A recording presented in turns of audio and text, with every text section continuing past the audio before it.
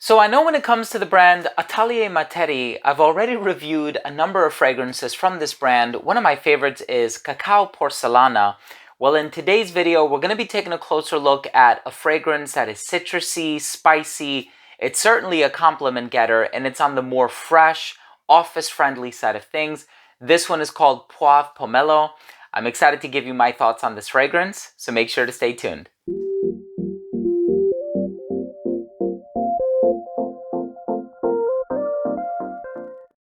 Now, before I begin today's episode and I tell you all about Poivre Pomelo by Atelier Materi, a fragrance that was released in 2019, I want to start things off by saying that if you're a fan of fragrance-related content, please do consider supporting the channel by subscribing to it. Hit the bell icon so you can be notified whenever I do upload future videos to the channel. And of course, give this video a thumbs up if you enjoyed it or if you took something of value from today's episode. It would really mean a lot to me. So this is a fragrance composed by Marie Hugentobler, and this is a fragrance that came out 3 years ago, actually, in 2019. I'm publishing this video in 2022. So here's the fragrance. You look at the note breakdown, there is a lot of grapefruit in here, a little bit of pink pepper, if I'm remembering correctly. You also have this combination of peony, osmanthus, and angelica in the heart. And then in the base, you do have a little bit of vetiver and cedarwood, if I'm remembering correctly. So it's kind of like this spicy, woodsy, citrusy fragrance, but of course, grapefruit is really sitting at the heart of this fragrance. I went online and I saw it was getting compared to a few other fragrances, so I'm going to be addressing that as well. I'm going to make my own comparisons in the meantime as well. But in any case, let's start things off with the presentation.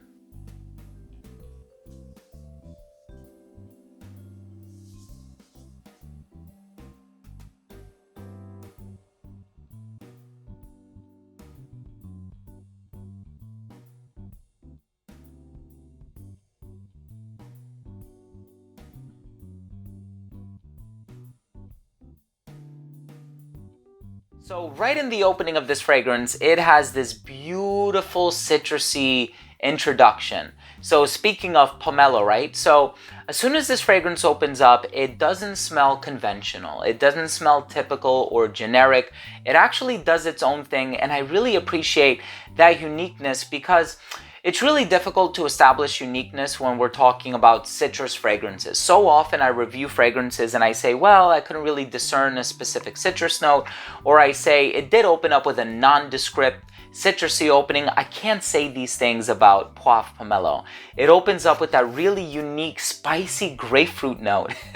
And the grapefruit note in and of itself is really fresh, very vibrant. It has a sort of piquancy to it. But the fact that there's a little bit of pepper in there, that quirky inclusion kind of offsets that tartness of the grapefruit in a really pleasant and unique way. The angelica starts to sneak into the composition, and I've encountered angelica a number of times in the past, and most recently I've been wearing a lot of Uncut Gem by Frederic Malle. I decided to buy a full bottle because I just really fell in love with the DNA of it, even though it's, I know, kind of a hit or miss for a lot of people, and a lot of people were underwhelmed by it. For me, I personally love it. And I noticed that this kind of has that quirky green floral freshness, very similar to the Frederic Malle.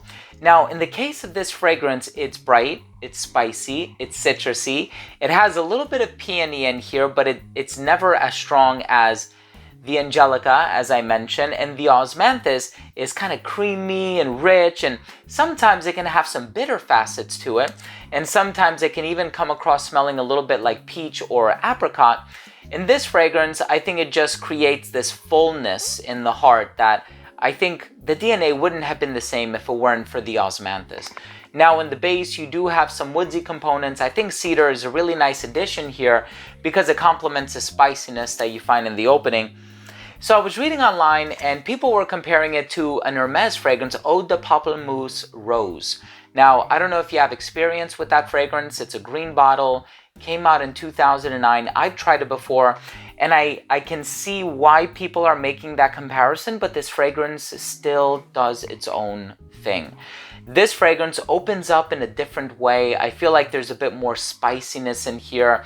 I know Eau de Pamplemousse Rose has rose in it. This doesn't. There's peony. So it kind of does things in its own way. And it has this quirky personality to it with the angelica that I really, really appreciate. And I think the two components in here that create that uniqueness, that idiosyncrasy, really are the angelica and the osmanthus. This is an awesome fresh fragrance with some quirky facets to it, all the while retaining that complement factor. And I think this fragrance carries forth with it a certain level of uniqueness that I really appreciate. And I think it's a very versatile scent as well. Definitely see if you can get your hands on a bottle or a sample. I have a feeling you might end up really enjoying it. Let's go ahead and finish things off with my overall assessment.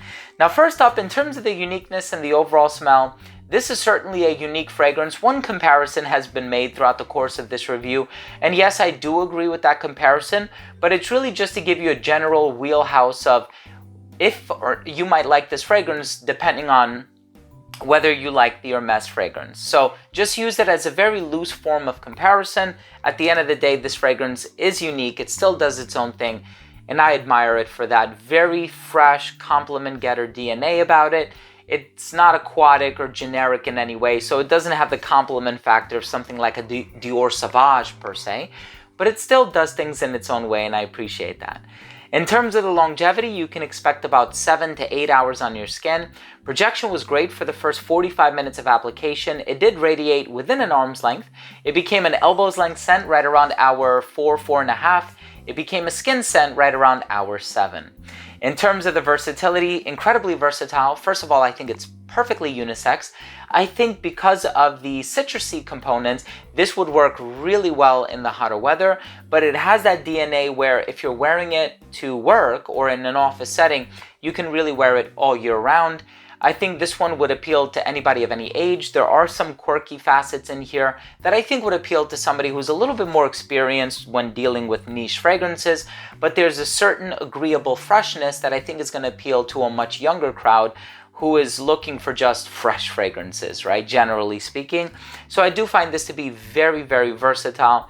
And in terms of the presentation, it's a beautiful presentation. Everything from the gold little glimmers on the cap here, the heaviness of the bottle, the whole presentation is just really nice. My final verdict on this fragrance is I think Poivre Pomelo is an awesome citrusy, spicy grapefruit fragrance with a little bit of angelica, cedarwood, and osmanthus. It can be compared to Eau de Pamplemousse Rose by Hermes, and it's even a less musky version of Uncut Gem by Frederic Malle because of the citrus and the angelica. But again, this does things in its own way. It's an awesome fragrance. Please check it out if you have the opportunity to do so. Perfectly unisex and quite versatile. Thank you so much for joining me today. I really do appreciate you watching this review. I hope you learned something from today's video. I hope I have given you the opportunity to learn about a fragrance that maybe you didn't know too much about. And so thank you for joining me today. It really means a lot. If you enjoyed this review, please do consider supporting the channel by subscribing to it. Hit the bell icon so you can be notified whenever I do upload future videos to the channel. And of course, give this video a thumbs up if you enjoyed it. Thanks for watching. Love you guys. We'll see you tomorrow. Bye.